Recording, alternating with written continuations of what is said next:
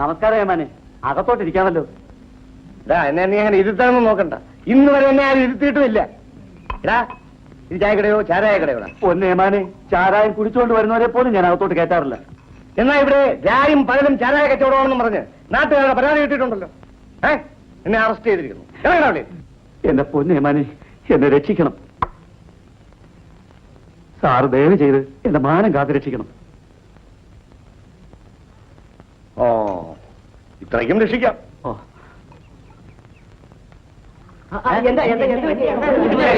Police inspector വന്ന് എന്റെ കയ്യിൽ കൈക്കൂലി വാങ്ങിച്ചോണ്ട് പോയി.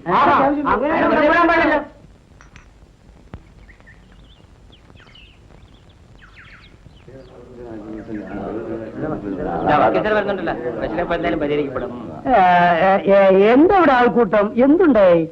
ഇവിടെ ചാരായ കച്ചവടമാണെന്ന് പറഞ്ഞ് ഒരു എസ് ഐ വന്ന് കൈക്കൂലി വാങ്ങിച്ചോണ്ട് പോയി. പോലീസിന് സംശയത്തിന്റെ പേരിൽ ആരെയും എവിടെ വെച്ചും എപ്പോഴും അറസ്റ്റ് ചെയ്യാനുള്ള അധികാരമുണ്ട്. പക്ഷെ മറിച്ചൊരു കാര്യം, അവരെ കോടതി കയറ്റി വെള്ളം കുടിപ്പിക്കാൻ അതും ഞങ്ങളെ കൊണ്ട് കഴിയും. അതാണ് ഈ ഉടുപ്പിന്റെ മഹത്വം. യുനോ, ഇതൊരു വലിയ അന്യായമായി പോയി സാർ. അത് ഞാൻ മനസ്സിലാക്കുന്നു. നമുക്കൊരു കാര്യം ചെയ്യാം. നമുക്ക് അയാളുടെ പേര്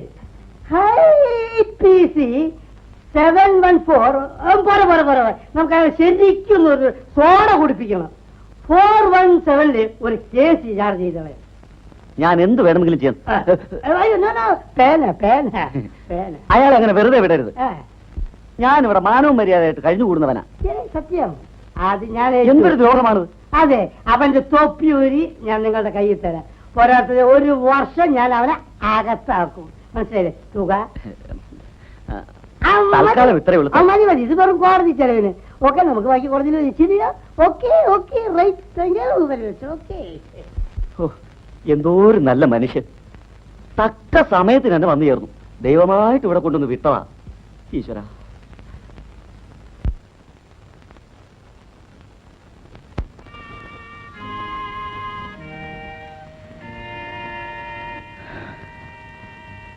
ചെയ്യാത്ത കുറ്റത്തിന് അവൻ എന്നെ കൊലപ്പുള്ളിയാക്കി.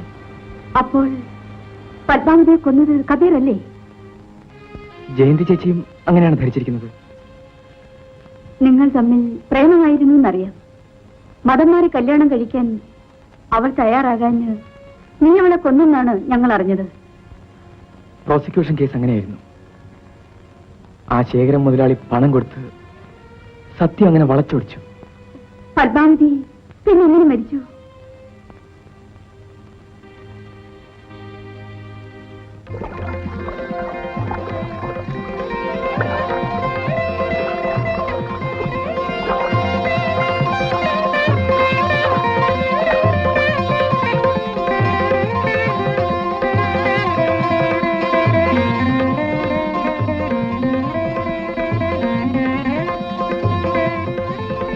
ഒന്ന് നിൽക്കണേ. എന്താ?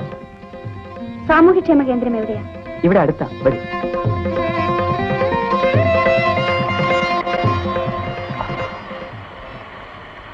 ഇതാ ഈ കാണുന്നതാ. വരട്ടെ.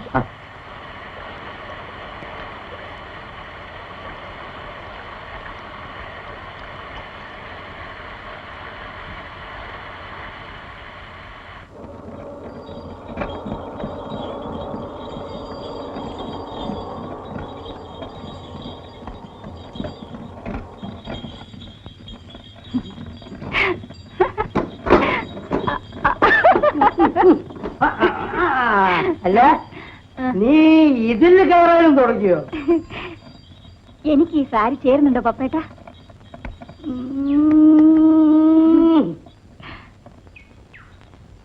നിന്നെ സാരി ഇല്ലാതെ കാണാനാണ് എനിക്ക് ഇഷ്ടം. അതിരിക്കട്ടെ, നീ എവിടെ പോയിട്ട് വരുന്നു? എനിക്കൊരു ജോലി കിട്ടി പപ്പേട്ട. അപ്പോ പഴയ ജോലി? കൊച്ചുങ്ങൾക്ക് പാല് കൊടുപ്പ്. കല്യാണം കഴിയാത്ത നീ എങ്ങനെ കൊച്ചുങ്ങൾക്ക് പാല് കൊടുക്കുന്നു? അത് ആ പാലല്ല. ഏത് പാല്? പോഷകാഹാരം. പാവപ്പെട്ട കുട്ടികൾക്ക് പാല് കൊടുപ്പാണ് എന്റെ ജോലി. ഈ പിള്ളേർക്ക് പാലും റൊട്ടിയും കൊടുക്കുമെന്ന് സൂക്ഷിച്ചു വേണോ. നാട്ടുപുറത്തെ പിള്ളേരാണ്, ദഹിക്കില്ല. പപ്പേട്ട അങ്ങോട്ട് വാ. ഞാൻ കൊറേ പാൽ പൗഡറും റൊട്ടിയും എടുത്തു വെച്ചിട്ടുണ്ട്. ഒന്ന് വിട്ടു തരുമോ? എപ്പ വരണം? എവിടെ വരണം? നാളെ രാവിലെ അങ്ങ് സെൻട്രലില്. അങ്ങ് സെന്ററില്. Okay okay okay. അല്ല ഇത് നിന്റെ അല്ലേ? വെച്ചോളൂ വെച്ചോളൂ. Okay okay okay okay okay.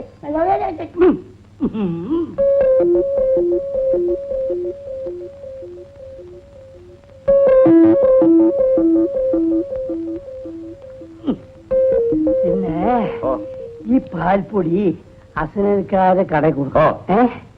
ഈ റൊട്ടി മത്തായുടെ കടയിൽ കൊടുക്കും. പാവം പറ്റ പിള്ളേരുടെ വയറ്റിലടിക്കുന്ന ഇടപാടാ. എടാ നിന്റെ പ്രസംഗം ഒന്ന് നിർത്തടാ. എനിക്കറിയടാ. എടാ ഇത് നമ്മൾ മോഷ്ടിച്ചില്ലെങ്കിലേ വേറെ ആമ്പിള്ളേര് മോഷ്ടിക്കും. അപ്പോഴും പിള്ളേര് പട്ടിണി തന്നെയാ കേട്ടോ. എടാ ഞാൻ പറയും പോലെ കേട്ടാ മതി കേട്ടോ. അണ്ണൻ പറഞ്ഞ അണ്ണന് വേണ്ടി ഞാൻ മരിക്കും. അത് വേണ്ടിയാ നിന്നെ ഞങ്ങളെ കമ്പനി ചേർത്തിയത്. കേട്ടാക്ക, നമ്മൾ മൂന്നുപേരും കൂടെ ഒന്നിച്ച് നിന്നാ ഈ സെന്ററിനെ ഇവിടെ നിന്ന് ഇങ്ങനെ പൊക്കിയെടുത്ത് കുതിരവട്ടത്തോണ്ടൊന്ന് വയ്ക്കാം. പാർക്കുട്ടി, ഇവനെ ഹനുമാന്റെ ഫാമിലിയാ. വാല് കട്ട് ചെയ്ത് പോയതാ ഈ ഡോബർമാൻ പട്ടിയെ പോലെ. വഴിയിൽ ആരും കാണരുത്. ആളുകളൊക്കെ സംശയമാണ്. ഒന്നോട് തരും ഞാൻ. എടാ ഇതിനകത്ത് എന്താണെന്ന് ചോദിച്ചാൽ നീ എന്ത് പറയും? കോഴിയാന്ന് പറയും. കോഴിയോ? ഓ എടാ കോഴി റൊട്ടി രൂപത്തിലോ? അപ്പൊ ചാരായമാന്ന് പറയാം. വേണ്ട കഞ്ചാവെന്ന് പറഞ്ഞു. കഞ്ചാവാന്ന് പറയാം. നിന്റെ തലയിൽ എന്താടാ? പാൽപ്പൊടിയും റൊട്ടിയും. ഓയ്യോ നീ ഒരു ചുക്കും ചെയ്യണല്ലോ. നീ ഒന്നും പറയണ്ട. നീ പോയാ മതി.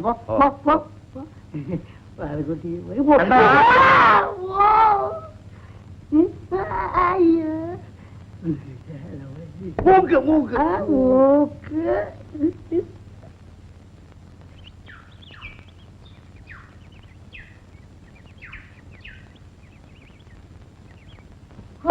ദാരിദ്ര്യവാസികൾ. പാലി വേണ്ടതോലെ പാത്രം വെക്കടാ. വാ നീ മാറി നിൽക്കടാ. പാറക്കുട്ടിയമ്മേ, കുഞ്ഞുങ്ങളോട് കുറെ കൂടി സൗമ്യമായി സ്നേഹമായും പെരുമാറണമെന്ന് ഞാൻ പലപ്പോഴും പറഞ്ഞിട്ടുള്ളതല്ലേ. എനിക്ക് സ്നേഹം കുറെ കുറവാണെന്ന് വെച്ചോ.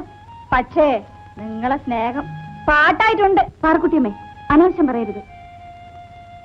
പരാതി പോയിട്ടുണ്ട്. എന്തിന്? ആ മേത്തച്ചെറുക്കനുമായിട്ട് ഒളിച്ചു കളി ആരും അറിയില്ലെന്നാണ് നിങ്ങളുടെ വിചാരം? കബീറും ഞാനും തമ്മിൽ സ്നേഹമാണ്. അതിൽ ആർക്കാ ഇത്ര നഷ്ടം? മതം മാറി കെട്ടിക്കോ. എന്തിനു നാട് നാറ്റിക്കണത്?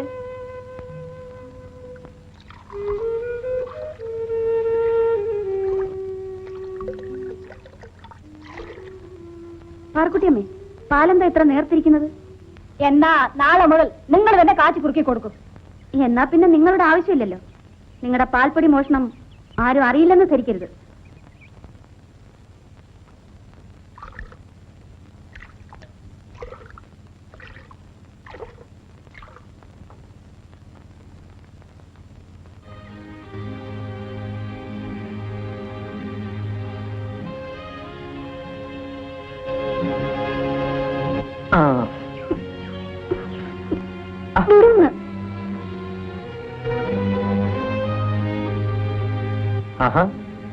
ഇങ്ങനെ അങ്ങ് പരിശോധിച്ചാലോ?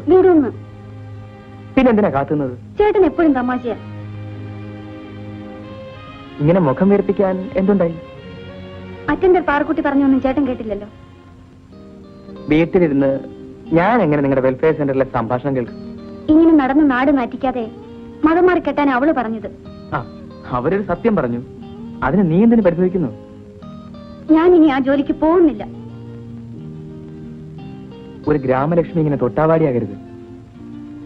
എനിക്കൊരു ജോലി കിട്ടുന്നവരെ എല്ലാം സഹിക്കും. വീട്ടിൽ ചെന്നാൽ ഇതിലിരട്ടി വിമർശനങ്ങളാണ്. അവിടെ മതമായിരിക്കും പ്രശ്നം.